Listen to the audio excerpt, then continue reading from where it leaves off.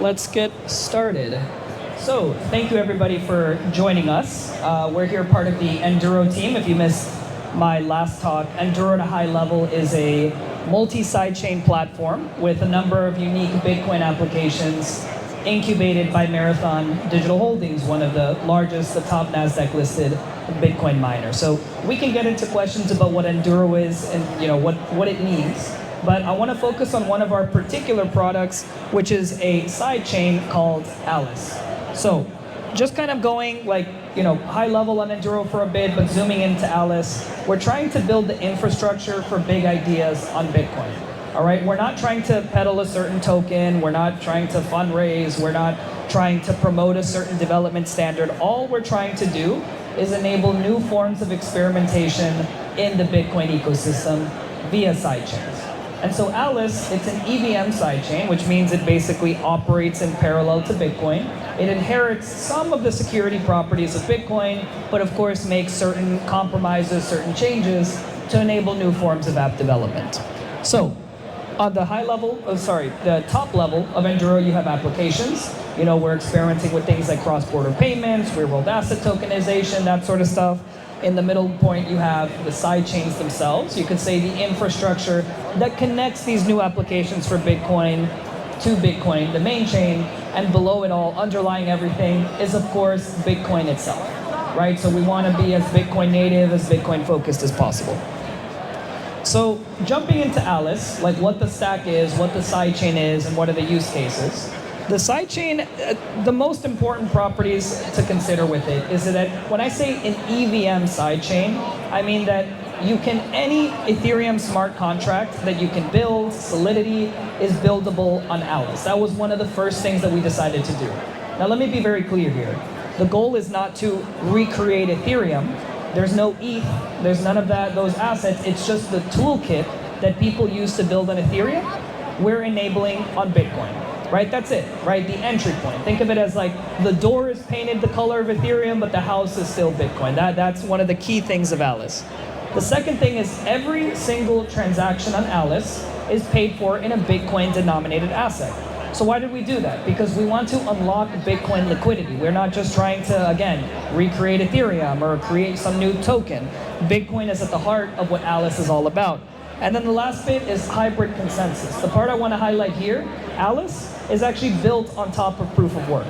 So what Marathon has done, in other words, what Enduro is one of the products, is actually an EVM sidechain that is merge mined, i.e. it operates on the basis of proof of work, and it's connected to the underlying Bitcoin ecosystem. Now, enough technical bits, moving on to the use cases, because I think this is where things really get exciting. This Ethereum-based sidechain, we're building things like cross-border payments, RWAs. We're doing things with restaurant loyalty.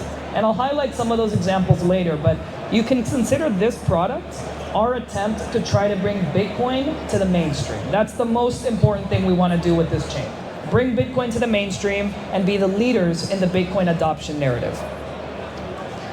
So what can be deployed? I put up a bunch of logos here that all of you guys can probably understand and see and you've heard about. Uniswap, Aave. I want to reemphasize this. We're building a stack where any of those top apps that exist in Ethereum, you can build on ALYS. But to be very clear, the goal isn't to copy Ethereum. We're not accelerating the Aaves of Bitcoin or trying to bring about Compound. I'm just saying that these are the technical capabilities. If you're thinking of an application in that dimension, those are the sort of things that are buildable on what we've created. Why deploy them? Because this is the important question. Okay, I can build a Uniswap on ALYS, this Bitcoin sidechain, but why would I do it? Simple and credible, right? That's the most important bit. Simple. What do I mean by that? Smart contracts are the same like Ethereum, right? That's an important point. And you don't have any risky token underlying all of this. I think that's one of the biggest failures of actually a lot of new L2s, of a lot of new L1s, of they try to recreate consensus and they try to push on users the need to hold a new asset. Now for retail, that might be a good thing, right? For traders, they want to hold a speculative token that's going to shoot up 50% and drop 50% in a day. But for enterprises and for mainstream, that's unworkable. You would never use a piece of technology that the underlying, the most central asset is volatile. You need to have some sort of stability, or at least some sort of credibility, which brings me to my second point. All right, what we've built is something that acts on top of Bitcoin, that inherits a lot of the security properties of Bitcoin, that is merge mined, in other words, leverages Bitcoin proof of work, but that remains Bitcoin native, that remains tied to the Bitcoin ecosystem, that again is trying to unlock that Bitcoin liquidity. We're not trying to create something new. We are inherently dependent on Bitcoin. We want to act as a layer 2, as something sitting on top of Bitcoin, not something that's going off in its own direction, right? So this is supposed to be a chain that is simple and that inherits a lot of that Bitcoin credibility. That's the point.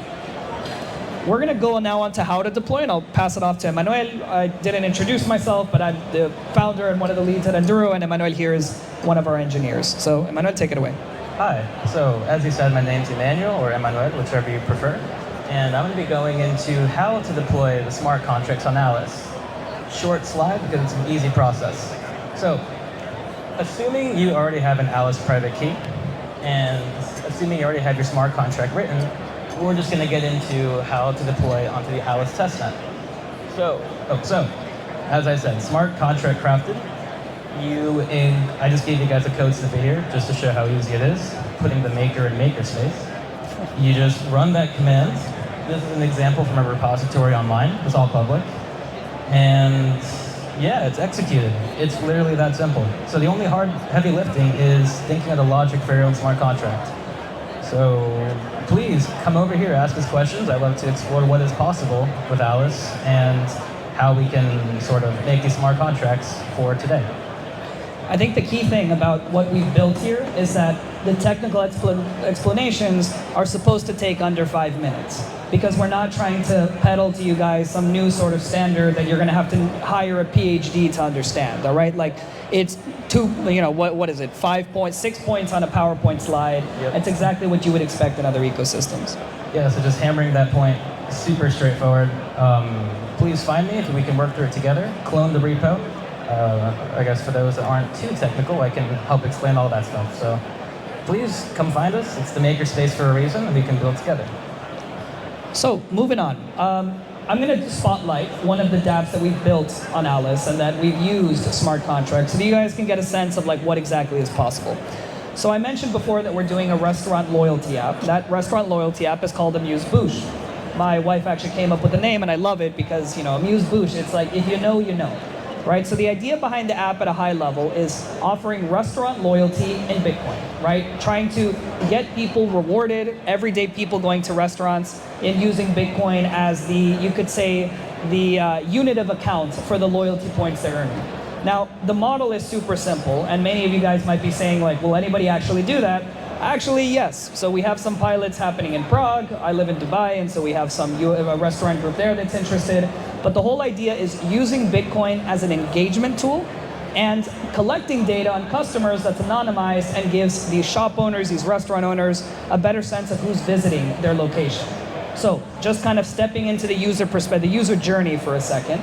I'm somebody who just visited Dubai, and I'm trying to decide between the million identical brunch spots where to, take my significant other to on a given Saturday morning.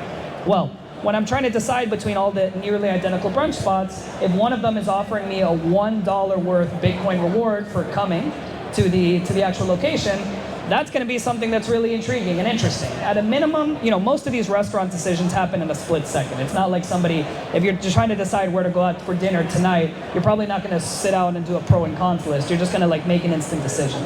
And so what these restaurant owners found interesting is, Bitcoin can be that thing that pushes people over the edge and finds my restaurant a little bit more engaging than the competition. Now, that's the background. Where did the smart contract come into play? The whole benefit of offering a reward for going to a restaurant in Bitcoin is that it can happen a little bit more permissionlessly.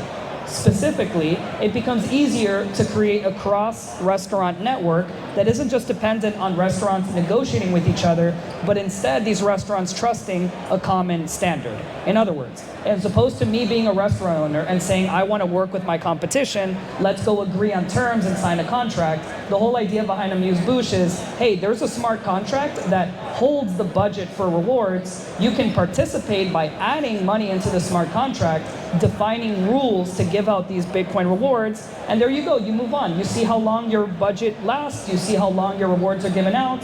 If you like the program, keep adding money into it. If you don't, move on with your life. Not a big deal.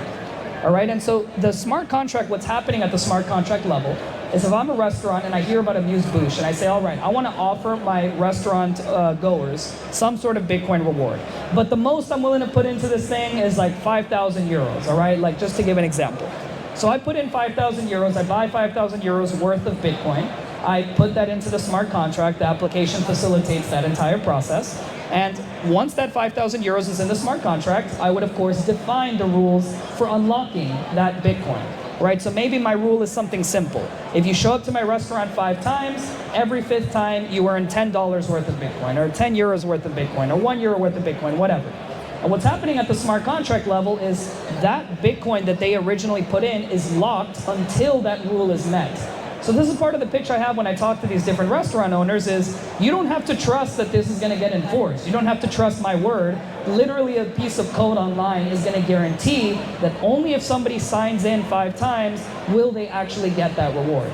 So the question I often get is, well, Julian, how do you kind of determine who signs in? That's where you need obviously a restaurant operator, like a manager or like a storefront owner, whatever, to there and like verify. But what's happening at the smart contract level is a verified wallet address, i.e. the manager, is pinging this smart contract, is kind of calling a function on this smart contract to unlock a certain amount of Bitcoin according to the rules that the restaurant owner set initially. And so that's all the smart contract is doing. It's not anything out of this world. It's locking up Bitcoin, it's unleashing it, or it's releasing it upon a certain set of rules that are decided by the restaurant themselves. But the benefit to the restaurant owner is all of this is, hassle-free for them. They don't have to worry, they don't have to hire an engineer to do all of this stuff. And all of this is built on ALYS. So, yeah, go. Yeah, so here's our final slide of the presentation. Giant QR code for our access to our repository, that's what I was talking about earlier. And yeah, just scan away. We have QR codes, I think, on every single poster we have, and they all lead to this. So it's public, open source, play around, and come see me if you guys have any questions about developing. Yeah, and we'll stick around for any questions the audience might have. That's the end, and thanks for your time. Yeah, thank you. Oh. Woo! Thank you. Turn it off? Yeah, if you want. Did you turn it off though? Oh, no, I did not turn it off. Do the thing. Yeah. You guys talk too fast. Oh, we do? People just need to listen faster. I guess so. It's the Ecuadorian style Spanish. We just can't do it. Hey, how's it going? Question. So Hey, Julian, nice to meet you. Eric, nice to meet you. So I'm just like transitioning careers a little bit. Okay. If I wanted to like really learn smart contracts, Yeah. figure out like exactly how it all works and all that, what's like the best resources? What would you say like if somebody's just jumping in, what's the path? That's a good question. What would you say, Amanda? Yeah, someone who I guess has done this, answered this question many times, and even myself. Just look online for documentation. Our repo has references to others, and as well as our own. And I guess the most difficult thing about writing smart contracts is sort of figuring out what you want your smart contract to do. Because at the surface level, it's very straightforward. Like that code snippet you saw, that's running it, and then you run it and you forget about it. But it's just thinking about the logic. So I'd say scan our QR code. What about like learning about like how it actually works, like Yeah. between the blockchain and like just like High level? Yeah, like Yeah. I have some technical background. Yeah. I'm not a genius, but like where should I start to like just learn about this industry and like Yeah. So I'd say for there's so much out there. like the interest though, your interest is smart contracts specifically, right? Or is it like blockchain generally? I understand, but yeah, like smart contracts specifically. Got it. Like I'm just sitting here, I'm like, is this running off the ETH network? Is this? Yeah. And then how does that exactly work? Yeah. And who's running that? How does it like? What's like the dummies guide? What's Yeah. the like path to really get up and running? So you're like, you know enough to be dangerous. I see what you mean. Yeah, so actually part of our goal in the next couple months is to create more developer content so we answer these sort of questions. Right now, I'd say the best resource is probably Open Zeppelin. I don't know if you've heard of it. Zeppelin? Okay. Open Zeppelin, like Led Zeppelin, but open at the start. Mm-hmm. They're probably so the thing with smart contracts, going to Emmanuel's point, is the code snippets themselves, it's a language called Solidity. It's like a derivative of JavaScript. Mm-hmm. The nuts and bolts are simple. It's more about, all right, you want to create a restaurant app and you want to lock Bitcoin and under a certain set of conditions unlock it. right? So then it's, okay, that's what I want to do. What are the incentives behind doing so? What are the restrictions I want to put? And then it's just a matter of like leveraging those code snippets to like make it all work together. What I like about Open Zeppelin is that they give you a lot of templates of different smart contracts that people often use, because smart contracts can do anything. I mean, right now we're talking about it as it relates to restaurant owners, but smart contracts are what underlie stablecoins. You know, because if for instance, Tether, right? Tether wants to deploy on ALYS, let's say. Well, the number one thing they're going to want is if my stablecoin ends up in the wrong hands, I want to have some sort of mechanism to be able to claw back that stablecoin, take it out of that wallet, and return it to my own. That is an element of a that is a function in a smart contract. The function itself isn't too important. What's more important is, I want a stablecoin, what are the things that I need? What are the parameters I want to optimize for? And so Open Zeppelin has like a number of these standards, like the ERC20 standard, the ERC 1155 standard, all of that stuff. But to go back to your earlier question, like, is this running on ETH, is it not? So ETH has two layers. There's the execution layer, and then there's the consensus layer. Ignore the consensus layer completely right now. As you're learning, just forget about it. Proof of work, proof of stake, ignore it. It has no bearing on the smart contracts themselves. What you're worried about is the execution layer. And the most common execution layer you'll find in EVM chains like ours, like Ethereum, like Polygon, like Optimism, all of that, is something called Geth. It's the Geth client.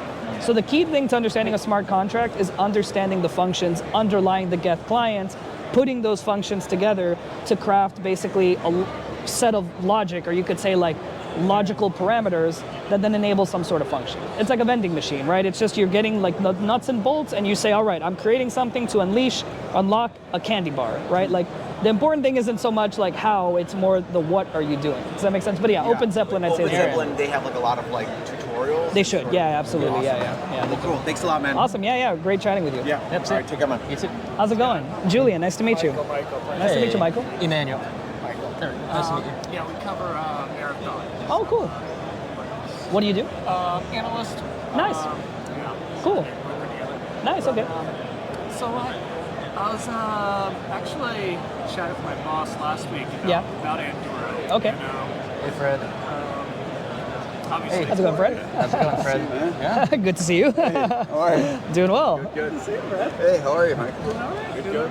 Hey, Brad, how are you? Hey. You were saying? How are you? Yeah, so, so I had like great feet up, right? Nice. So Perfect. related to How's it going, man? I just wanted to say hi. Yeah, of course, yeah. We'll Probably catch up. All right, sounds good. When you get a chance, Aaron, would you mind turning off the GoPro and just stop? It's the top button. solutions.